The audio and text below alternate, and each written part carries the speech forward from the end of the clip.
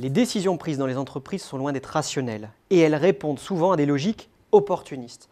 C'est un peu en substance ce que dit James March, professeur à l'université de Stanford, dont la réflexion devrait être une importante source d'inspiration pour tous les managers et dirigeants. Comme je le disais, pour March, la prise de décision dans les entreprises n'est pas aussi rationnelle qu'on le prétend. Un manager ne cherche pas d'abord à collecter de l'information, puis à l'analyser pour enfin prendre sa décision. En réalité, c'est l'inverse. Et oui, l'information collectée sert plutôt à justifier sa décision. Plus largement, je dirais même que le manager attend que la situation lui soit favorable pour passer à l'action, prendre sa décision et faire part de son choix. C'est la définition même de l'opportunisme. Prenons un exemple pour bien comprendre. Vous êtes dirigeant d'une importante société et votre direction marketing vous propose d'investir dans le big data. Il faudrait donc mettre de l'argent sur la table. Mais vous hésitez, vous ne comprenez peut-être pas grand-chose au big data, vous sentez que ce n'est pas le bon moment, vous avez peur que ce projet vous échappe pour des tas de raisons qui vous sont propres. Vous suivez votre intuition et votre expérience et vous trouvez le moyen de botter en touche quelque temps. Quelques mois passent. Au cours d'une réunion, vous découvrez que c'est maintenant la fonction logistique qui a besoin d'investir dans le big data. Vous saisissez la balle au bond et prenez la décision d'investir, car depuis, on s'est mis à parler de big data dans tous les médias économiques.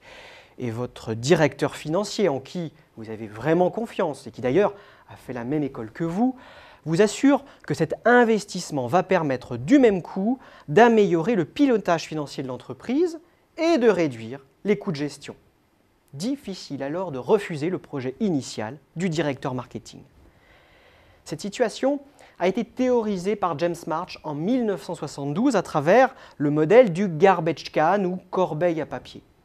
Selon March, tout se passe comme si vous jetiez à la poubelle un certain nombre de questions ou de problèmes qui vous sont posés au fil du temps.